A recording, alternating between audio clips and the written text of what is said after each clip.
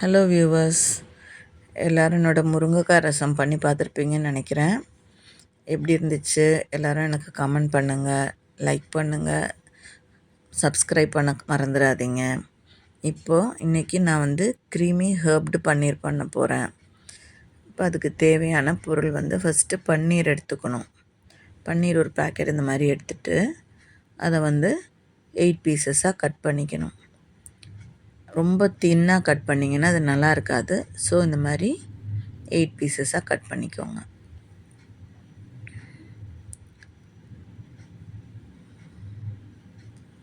பண்ணிவிட்டு இதை நம்ம இப்போ மேரினேட் பண்ண போகிறோம். இதை ஒரு பவுலில் போட்டுக்கலாம். போட்டுட்டு இது கூட பீட்சாக்கு போடுற ஆரிகேனோ, பீட்சா ஆரிகேனோ. ஆரிகேனோன்றது ஹெர்ப்ஸ். இதை இதில் போட்டுக்கிறோம்.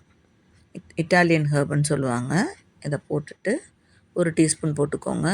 அது கூட சில்லி ஃப்ளேக்ஸ் 1 டீஸ்பூன் போட்டுக்கோங்க. அதுவும் இந்த மாதிரி பேக்கெட்ஸில் இருக்கும். இது நம்ம பீட்சா வாங்கும்போது கூட கிடைக்கும். அதை நீங்கள் சேவ் பண்ணி வச்சுக்கிட்டிங்கன்னா கூட போகிறோம். போட்டு இதையும் போட்டு நல்லா மேரினேட் பண்ணி வைங்க. அதை ஒரு பக்கம் எடுத்து வச்சுட்டு அடுத்தது நம்ம இது பண்ணுறதுக்குள்ளே இந்த க்ரீமுக்குள்ளே பேஸை நம்ம என்ன பண்ணுறோன்னு பார்க்க போகிறோம். இப்போ இதுக்கு ஒரு 10-15 கேஷ்யூ எடுத்துக்கோங்க. அந்த கேஷ்யூவை நம்ம தண்ணி ஊற்றி ஊற வச்சிடலாம் கொஞ்சம் நேரம். அது ஊறினா அரையிறதுக்கு ஈஸியாக இருக்கும். அதனால் கொஞ்சம் தண்ணி ஊற்றி ஊற வச்சுருங்க.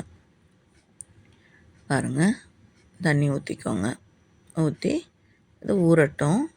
இந்த ஊறுற டைமுக்குள்ளார நம்ம இப்போ நம்ம இந்த கடாய் எடுத்து அதில் ஒரு பீஸ் ஆஃப் பட்டர் போட்டு அது நல்லா சூடாகி வரும்போதைக்கும் நம்ம இப்போ நம்ம பெரட்டி வச்சுருக்கோம் இல்லையா, அந்த மேரினேட் பண்ணி வச்சுருக்கோம் இல்லையா, அந்த பன்னீரை எடுத்து போட்டு நல்லா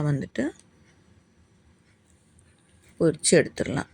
அழகாக அந்த மாதிரி பட்டரில் பொரிஞ்சு அவ்வளோ ஸ்மெல்லு சூப்பராக இருக்கும். ஸோ அந்த மாதிரி பொரித்து எடுத்து வச்சுக்கோங்க. எடுத்து இது ஒரு பிளேட்டில் எடுத்து வச்சுருங்க. இப்போ நம்ம கேஷ்யூவை அரைக்க போகிறோம். கேஷ்யூவை தண்ணியை ஃபுல்லாக எடுத்துகிட்டு வெறுமா கேஷ்யூ போட்டுட்டு கொஞ்சமாக தண்ணி ஊற்றிக்கோங்க. ஊற்றி அரைச்சிக்கோங்க. ஏன்னா நிறைய தண்ணி ஊற்றுனீங்கன்னா ஒரு மாதிரி கொடான்னு சவுண்டு வரும், தோற்று ஒழுங்காக அரையாது. கொஞ்சமாக தண்ணி ஊற்றிக்கணும். இப்போ தேங்காய் திருவி அதெல்லாம் அரைக்கிறீங்கன்னா கூட ஃபஸ்ட்டு அரைச்சிட்டு அதுக்கப்புறமா தண்ணி ஊற்றிக்கிட்டிங்கன்னா போகிறோம். பாருங்கள், நல்லா க்ரீமியாக கேஷ்யூ அரைஞ்சிருச்சு. இப்போ அந்த பாக்கி இருக்க தண்ணியை அலசி எடுத்து வச்சுக்கோங்க. அடுத்தது கடாயை ஆன் பண்ணிவிட்டு அதில் ஒரு சின்ன பீஸ் ஆஃப் பட்டர் போட்டுக்கோங்க. போட்டுட்டு நீங்கள் இப்போ இது கூட பொடியாக நறுக்குன கார்லிக் இருந்தால் கார்லிக் இருந்தால் போட்டுக்கலாம். இல்லாட்டி வெறும் பீஸு ஆரிகேனோ போட்டுக்கிட்டாலும் சரி. போட்டு நல்லா பொரிய விட்டுக்கோங்க. அது கூட இந்த கேஷ்யூ அரைச்சி வச்சுருக்கிறது ஊற்றிக்கோங்க. அப்புறம் அது சூடாகி நல்லா கொதித்து வரும்போது மில்க் க்ரீமும் ஊற்றிக்கோங்க. இதில் கொஞ்சம் சால்ட்டும் ஆட் பண்ணிக்கோங்க. அப்புறம் சீஸ் போட்டுக்கோங்க. சீஸ் நல்லா உருகி வரும்போது இந்த பொரித்து வச்சுருக்க பன்னீரையும் போட்டுட்டு நல்லா அந்த மாதிரி கலக்கி விட்டுட்டிங்கன்னா சூப்பரான க்ரீமி ஹெர்ப்டு பன்னீர் ரெடி ஆயிடுச்சு. பாருங்கள், இது ஹெர்ப்டு ரைஸ் கூட ரொம்ப நல்லாயிருக்கும். ட்ரை பண்ணிவிட்டு சொல்லுங்கள்.